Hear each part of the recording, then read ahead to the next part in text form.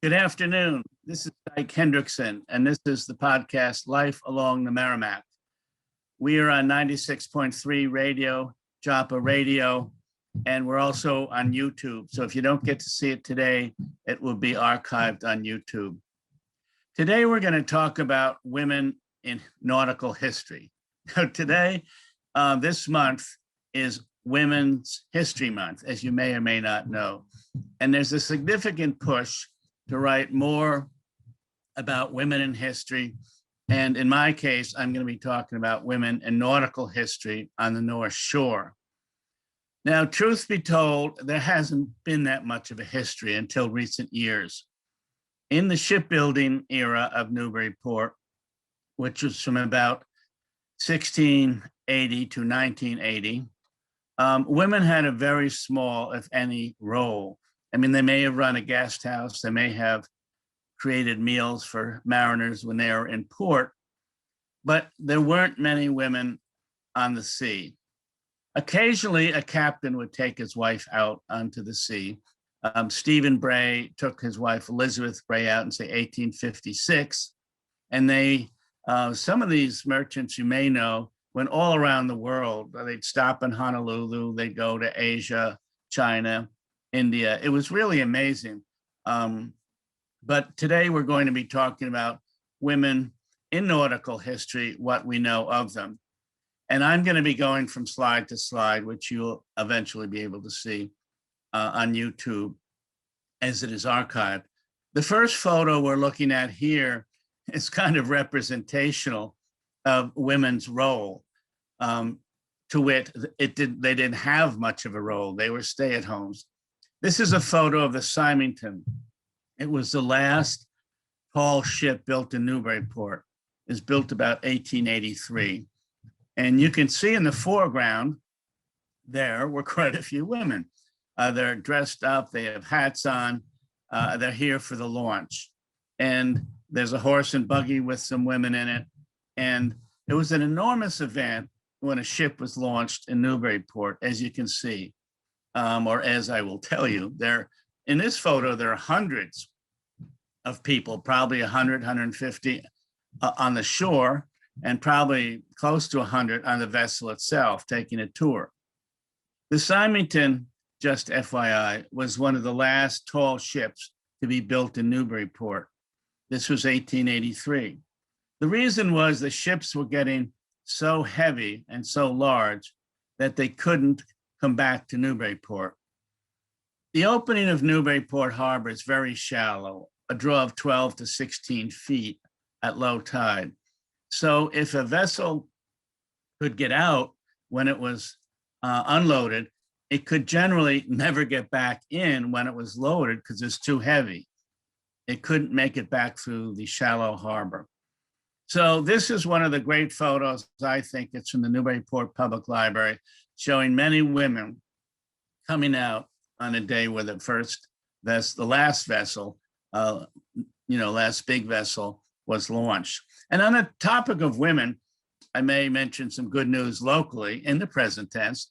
Kathleen O'Connor Ives, the former senator from our area, was recently named to head the local Chamber of Commerce. Frank Cousins is leaving after 3 years, and Katie Ives is taking over. She is a former city councilor. She's a former state senator.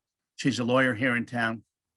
And I think she's going to be a great pick for the head of the Chamber of Commerce. But I mention that because even though it's modern history, the news has only been out for a day or two, Katie Ives will be part of history. Here's a woman, Hannah Dustin, who was supposedly the first woman in the country to have a statue named in her honor. This is in Haverhill. She was a woman of the river, but it's a curious story. In about 1697, she and a group of youngsters were kidnapped in the Haverhill area. They were taken upriver by their kidnappers who were Native Americans. And it took 2 or 3 days to get up to New Hampshire. And they were camping on the way to her being taken, I suppose, to a village, when Hannah and a friend woke up, somehow managed to find hatchets. You can see, if you're watching this on the screen, you can see a hatchet in her right hand. Somehow managed to kill and scalp the 10 Native Americans and get away in the canoes. She was with one of her sons and another youngster. And so this is a good news, bad news story, I suppose. She had been traumatized by the fact that the Native Americans, when they captured her near Haverhill, had murdered her little 6-week-old baby. So obviously anyone would get greatly upset. And she eventually took out this wrath when the Native Americans were sleeping. She was able to get away. She actually took scalps. Now, think of the sense of mind or the piece of quickness of mind one would have to have. You're scalping these Native Americans. And she remembered that if she brought her scalps in, she could get paid $10 a piece for them. So I never would have thought of that. If I managed to get away from these abductors, it wouldn't have occurred to me, oh yeah, let's stay another half hour and scalp them. But this is supposedly what she did. And that is a hatchet in her hand. So folklore made her quite a hero. Native Americans weren't much appreciated at that time. About a century later, 1897 or so, she was honored posthumously, obviously, for this great bravery she had for saving a couple young people who did get away with the Indians as she did. And here's her very large statue in Haverhill, which is supposedly the largest one, or the first one in the country. So that's Hannah Duston, and she is one of the first women who had a statue made of her great deeds. Here's one of my favorite pictures we'll talk about. Again, I keep saying here, but this is not on television at the moment anyway. Ellen Swallows Richards. She is a very notable person in the history of the Merrimack River. Now, I might say I recently wrote a book about the Merrimack River. It is called Merrimack, the Resilient River. And I picked her to be one of the featured individuals. The book is coming out April 25th. But Hannah Swallow Richards, her name was Ellen Swallow, and she became Ellen Swallow Richards when she married a professor at MIT. She was the first woman graduate of MIT in 1883. She majored in science and biology.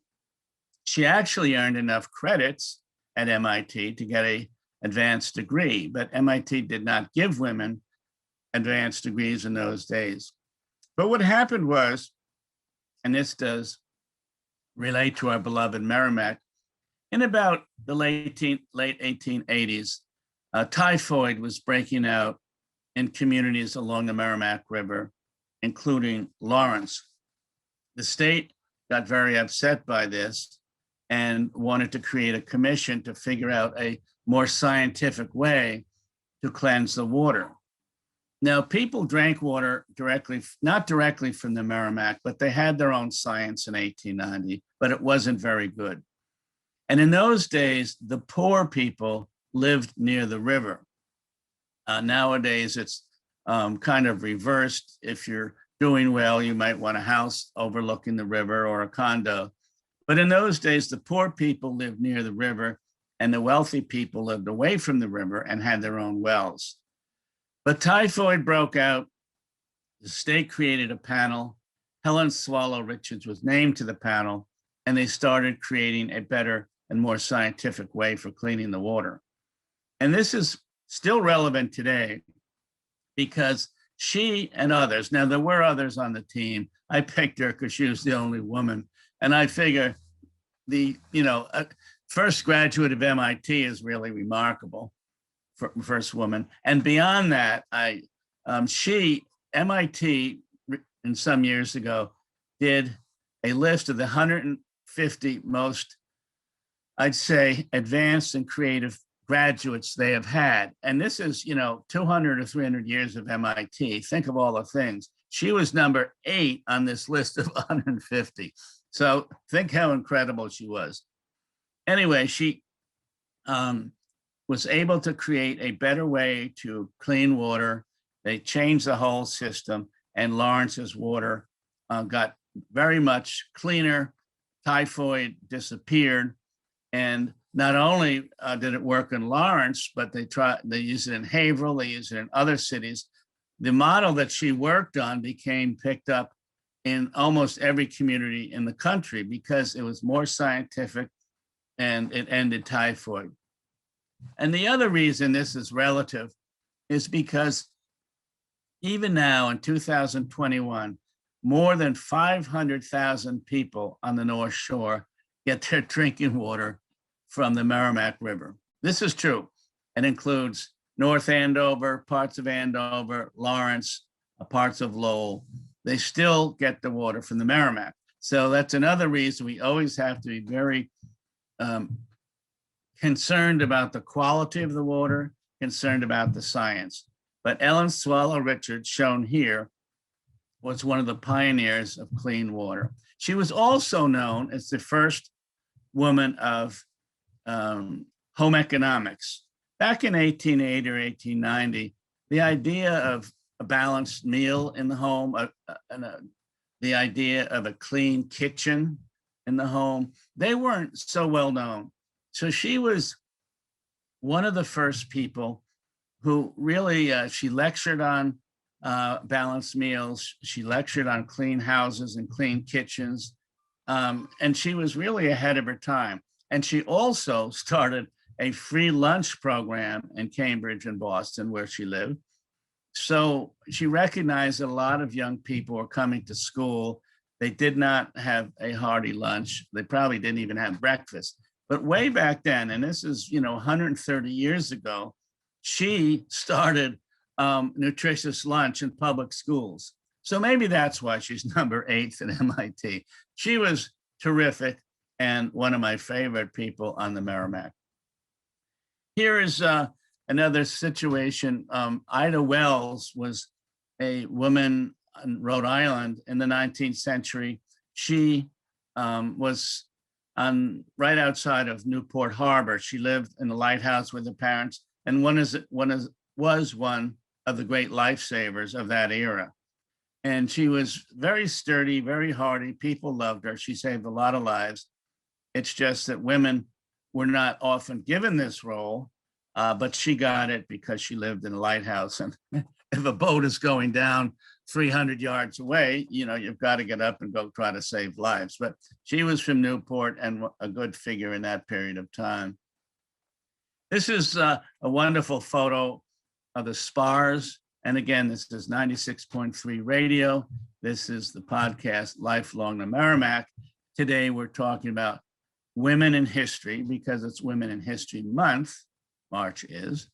And although women did not play a large role going back centuries, they did play a pretty big role if you look hard to find them.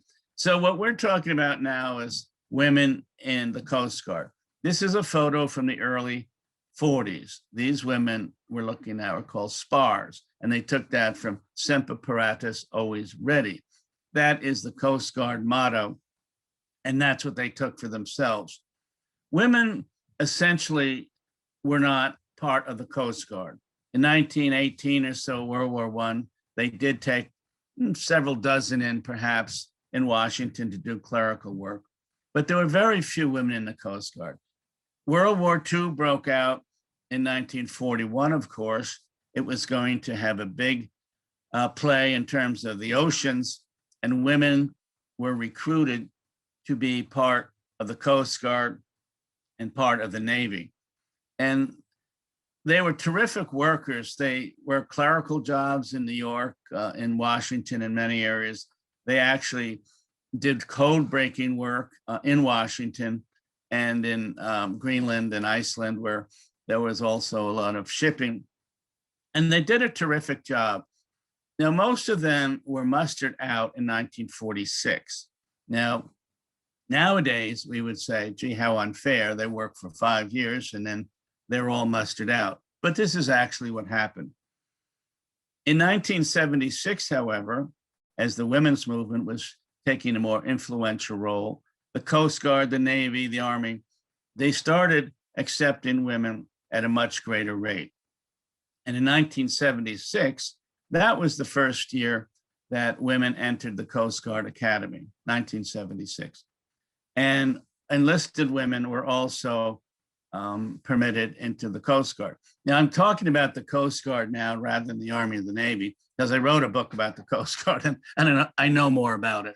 But in 1976, the first Coast Guard officer was permitted in, the first people in the Army and the Navy. Now, I might say it's been a slow build for women in the Coast Guard, but a steady build. I understand in 2020, just a year ago, 40% of the class at the Coast Guard Academy were women in the entering class, 40%. So that's pretty good. Now, there are 42,000 actives in the Coast Guard, and about 6,000 to 7,000 are women. That is a small percentage, perhaps, but it's certainly quite a bit of growth. So women have really taken their place in the Coast Guard. The Coast Guard Academy has had a commandant, meaning, you know, the supervisor of the whole academy. So women are moving forward. There are more women officers. And so finally, women are on the high seas. And the Coast Guard has been very aggressive in trying to get women into uniform. Here's one of our folks down in Boston, Eletha Dunning. I interviewed her for my book. She was a commander when I talked to her 2 or 3 years ago. And she was part of a program that was created to try to keep women in the Coast Guard. A lot of women coasties get married nowadays, frequently to Coast Guard men. And it's hard to, you know, raise a family if you're always out to sea. And so the Coast Guard created a program where an officer, such as Officer Dunning, could take off 2 or 3 years and just get the household stabilized, have children, and then she could come back and assume her role. So that's an example. It's helpful to women. And she said she really appreciated it. She had 2 or 3 years off. Her husband is also in the Coast Guard. And so they've been able to make their careers work. But that was a program that the Coast Guard implemented so they could get more women interested in the service. Here's a woman, Joan Smithfield, who was an enlisted personnel in South Portland, Maine, and she spent her career in a different way. She wanted a family, and so she was out on patrol for, say, 6 months, but then she went into a career path in South Portland and other places where she would be in an office and do mostly clerical and mostly administrative work. And this, again, is something that she chose. She, too, is married to a coastie, albeit a retired coastie, so that was helpful for the daycare and whatever. But she said, you know, I know that my career won't go as far because they kind of tell you that if you want to move forward, you have to go out to sea. And so in this situation, she just said, I didn't want to spend, you know, 10 of the next 20 years out at sea. You know, I'm married, I have kids. And so this was a program that she could pursue. So she's coming up on 20 years. When I talked to her, I think she had been transferred to Honolulu. And as you may know, the Coast Guard transfers their people all over the place. You know, I'd meet someone in South Portland or Newburyport, then they'd be in Mobile, Alabama, then they'd be in Alaska, then they'd be in Honolulu. So the Coast Guard can be good, but you've got to get ready to move. And here's another coastie. She was, Susan Sarro was in this photo from Rockland, Maine. And it was a situation where when I interviewed her several years ago, she was one of 33 coasties in Rockland, Maine. She was a graduate of Ohio Wesleyan University. She wants to be a teacher. She likes to teach and mentor. And, I said, what is being the only woman, in a posting of 33 guys like? And she said, well, number one, we don't live together. We're not in a dorm. Everyone has their own apartment. And so, you do a 10 to 6 or a midnight to 8, and then you go home. So it's not like you're all in one place. And she said, life has been pretty good for her. I asked this question of numerous women because I'm a journalist and an author. Do you have trouble with men coming on to you? And she said, no, because what we're to do is if someone makes an inappropriate comment, like if you're out on deck or if, you're doing work in the office, if there's an inappropriate comment like, gee, you look great in that uniform today, maybe what you look like in a bikini or something, you take that immediately to your supervising officer. And that officer will call in the guy and say, you're going to not be in that uniform next week if you are not appropriate with women and if you're going to be difficult to women. So from what I hear, there are always problems, but it's getting better each year. And the Coast Guard has a pretty stern program if coasties are inappropriate to women. Here we're talking about congressional work now, and Lori Trahan, the picture on the screen, is the congressional representative from the Lowell area. She has been a real advocate for getting low interest loans for communities so they can improve their sewage treatment systems. Now we're talking about the Merrimack River again. The Merrimack has pollution problems in part because of sewage discharges. If there's a heavy rain, and I'm talking about plants in Lowell and Lawrence and Haverhill and Manchester, New Hampshire, if there's a heavy rain, a lot of the rainwater goes into the sewage treatment plant along with the effluent.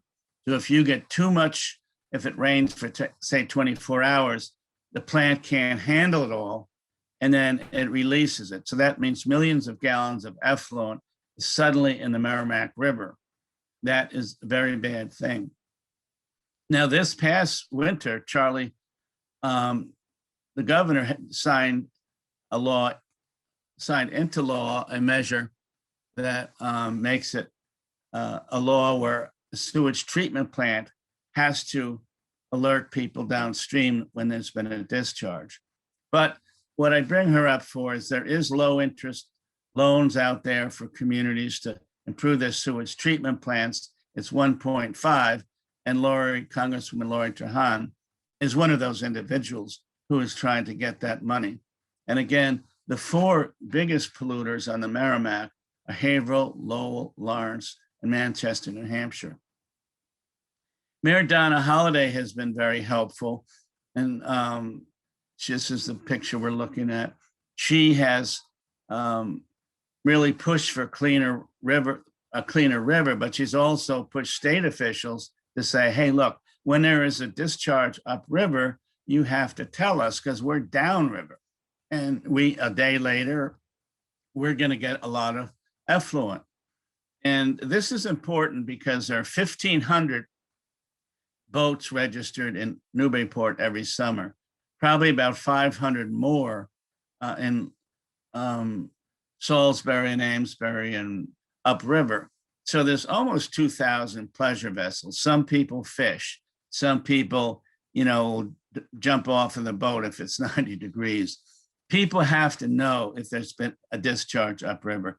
And Mayor Holiday has been one of those individuals who has pushed for a law. And just this winter, Charlie Baker, the governor, approved it. And so there'll be better reporting measures this year. I love this photo. This is not exactly about the Merrimack River, but it is an example of the first female high school in Newburyport. And this is taken in about 1850. Now, that is a very good photo, considering that photography supposedly was just created in about 1839 or 1840. Newburyport had some of the first photographers in the country, I've got to say. And this is a female high school, perhaps because many ships were lost off of Merrimack Harbor and the Atlantic. There were scores, if not hundreds, of orphans in town. In fact, in 1852, there was a huge storm and 92 vessels off the North Shore were lost. And 24 of those 92 vessels were from Newburyport.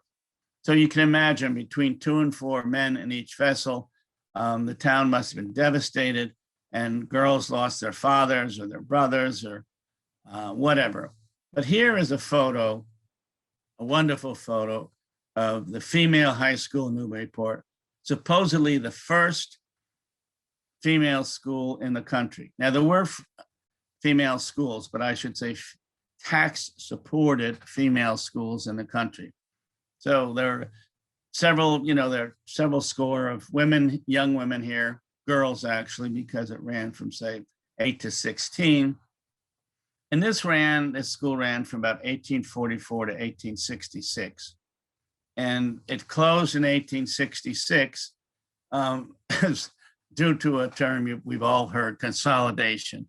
Someone said, well, why should we just have this high school? And when we have 2 or 3 other high schools, and why should we duplicate? So anyway, it was closed in 1866, and it was burnt down in about 1870. But there's the female high school, and I don't know if there's enough to write a book about on that, but it certainly seems like it'd be very interesting.